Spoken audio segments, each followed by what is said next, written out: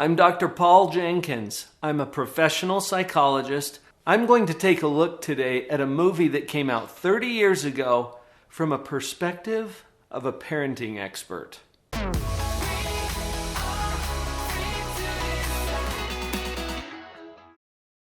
The movie Home Alone is a classic Christmas time favorite where a young boy is left at home when the family takes off for a vacation in France.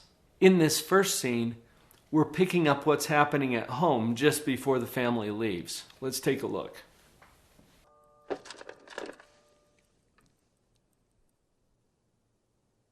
Peter! We slept in! Have you been there before? We slept in! They didn't realize that they had a problem until the knocking on the door, and they realize that they've slept in. We all do this from time to time. Our best plans sometimes fall short. What I like about this particular scene is that sometimes we have to scramble for things that we've not thought through completely, or that for circumstances outside of our control, now we're up against a problem. I've seen this movie several times, so as I'm reacting to it here today, I'm trying to look at this from a perspective of parenting, and I think what's going to happen next is really familiar to a lot of us as parents.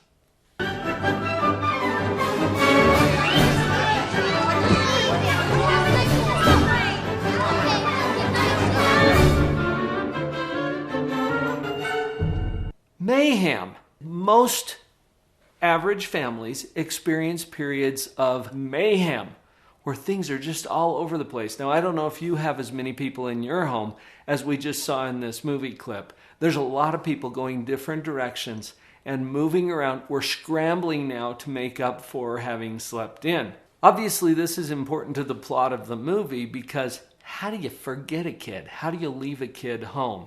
In the process of all of this mayhem in the movie, one of the neighbor kids sees the transportation guys loading up the vans, and he comes over to see what's going on and starts asking questions and getting involved. Heather, do a head count. Make sure everyone's in the vans. Where are the passengers? Right there. Did you hear what Mom said? Heather, get a head count. Make sure everyone's in the van. Mom looks a little frenzied. Understandably, right? They're late. Everybody's running around trying to get those last minute things together. They've got to make their flight to France with a fairly large family. So Mom's delegating. Totally appropriate thing to do as a parent. In fact, I would suggest to most parents that they find a way to do a little division of labor. This is going to come back to bite them in just a little bit.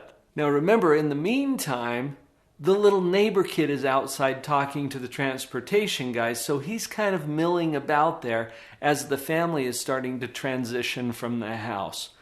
Let's go back. I didn't go. Hey, Vinny. Line up in front of the van. God, did you take my batteries? Come on, you guys. Line up and shut up. Shut up. I gotta take a head count. 1. Now you'll notice the neighbor kid is getting into the van. He's looking, he finds the camera. Wow, this is kind of cool. As all of the kids have filed out of the house, and now Heather's doing the head count. 1, 2, 11, 3, 92, 4, 5. 12. Buzz, don't be a moron. Do you have a Buzz in your family? He's trying to interfere with the whole process. Now, he's not trying to cause problems necessarily. He's just teasing his sister. Does that get under your skin a little bit as a parent? It could. Sometimes it's hard to get our kids to get along with their siblings. Well, he's teasing a little bit, and she's like, knock it off, but she's trying to do the head count at the same time. Don't be a moron. 6, 7, 8, 9, 10, 11. Okay, half in this van, half in this van. Let's go. Now Heather's convinced that everybody's there, but you saw her put her hand on the head of the neighbor kid. And that's why they thought everybody was there. It's really easy to judge these parents for leaving their child home. But remember, Mom had delegated a responsibility to Heather. Heather did her best. Buzz kind of tried to interfere. The neighbor kid was there. Nobody really realized that anything was wrong at this point. And we do this as parents. We move forward with the best we know. We do the best that we can with what we know. I've told a lot of the parents that I consult with or who are in our coaching groups, do the best you know how to do. And when you know better, do better. This one went a little bit south. Let's fast forward in the movie and see what happened. What's the matter? Honey? What's the matter, honey? I'm looking at this mom and seeing that she has some sense that something's out of place. Now, we do this all the time. Not necessarily because something's wrong, but we have that sense, right? And I think a lot of parents do. Husband is responding appropriately. Honey, what's wrong? And at this point, there's still no realization. I have a terrible feeling About what? that we didn't do something. Now you feel that way because we left in such a hurry. We took care of everything. Believe me, we did. Did I turn off the coffee? No. I did. Did you lock up? Yeah. Did you close the garage? That's it. I forgot to close the garage. That's it. They're trying to do the troubleshooting here. Did you turn off the coffee? Did you lock up? Did you close the garage? Oh, that's it. I left the garage open. Now they're satisfied that it's taken care of. And we do that, don't we? I think we have a natural sense as parents when something's out of place, and you've probably experienced this with your own kids. I know a lot of my clients have, where they just have a gut feel that something's not quite right. And then we just scramble to try to come up with what it might be with the best of our knowledge. Sometimes we come upon an answer that we think is right, but still not quite resolved in our own mind. And that's what happens here. Kevin! The moment of realization. This is a parenting nightmare when you realize what was bugging you and the reasons for it.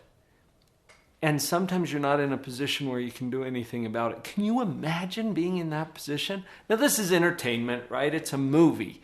But I think it captures that fear, that dread that we have as parents, that maybe we've done something that is not only wrong, but potentially very, very threatening to our family.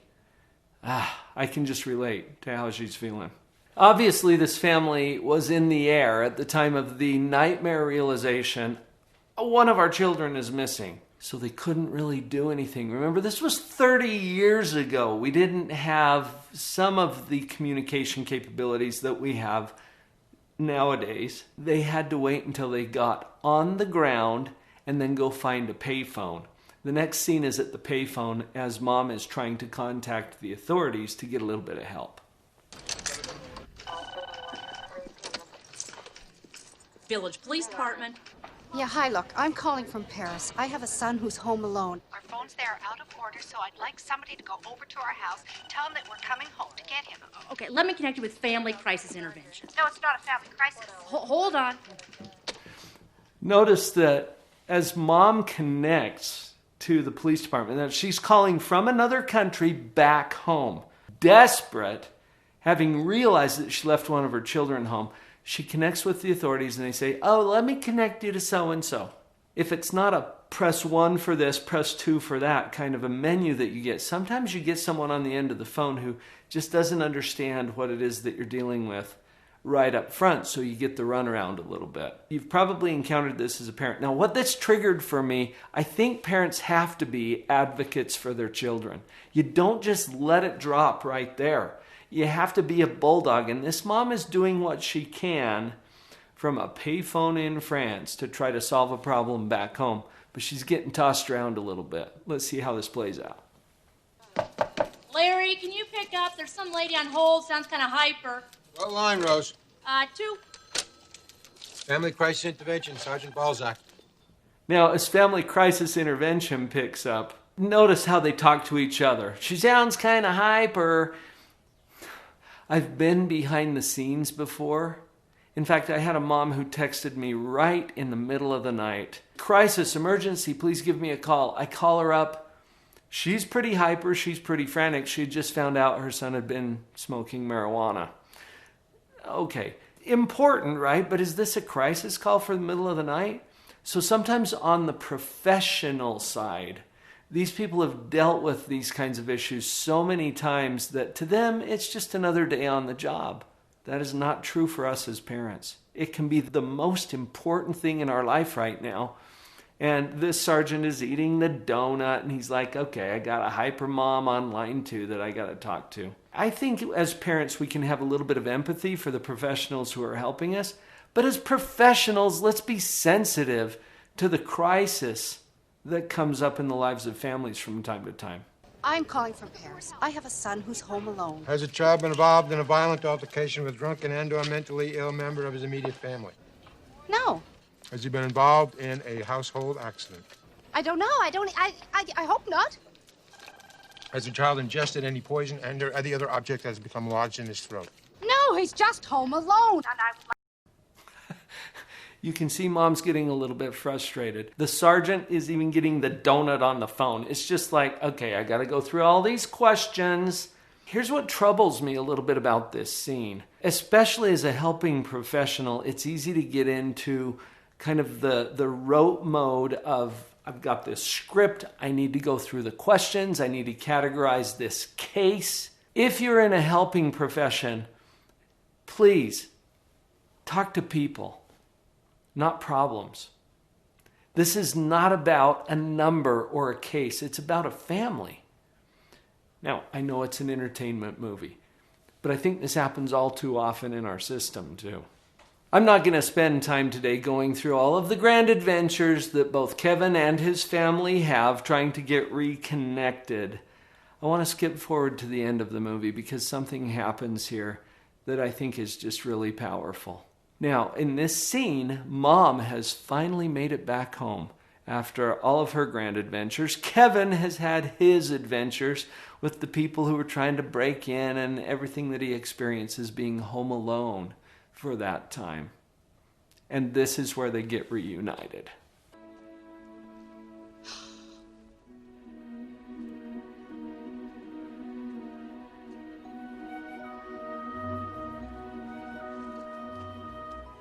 Merry Christmas, sweetheart. You notice they don't even know what to do right at first. Remember everything that's happened. If you've seen the movie, you know that they've both got a lot on their minds about what has transpired since they last saw each other. They're kind of sizing it up. They're trying to feel it out. Mom says, Merry Christmas, sweetheart. Now, watch what happens.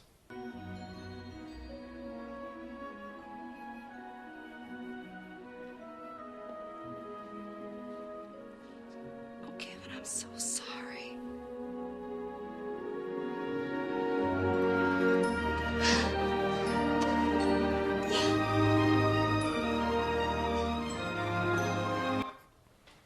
Now, obviously, this is the heartwarming reunion between mom and son. And the thing that I think the reason this is so heartwarming is because regardless of what happens to us in the grand adventures that we face in our life as parents or as kids trying to deal with parents who make mistakes from time to time, is that the love is there. It's evident. They embrace each other so warmly. And it gets back to the thing that I always emphasize with the parents that I'm coaching. Your job as a parent is to love them. To love them, no matter what, and even if. I love that the movie came back around to this and shows that so powerfully in this particular scene. Our job as parents is not easy, but there's a lot of help too. I've looked at other movies and television series to point out some of the parenting tips and tricks that we can learn from them. Check out the playlist here on the channel for the reaction videos. If you enjoyed this one, I think you'll like those as well. Alone, alone, alone. down, face locked onto the phone.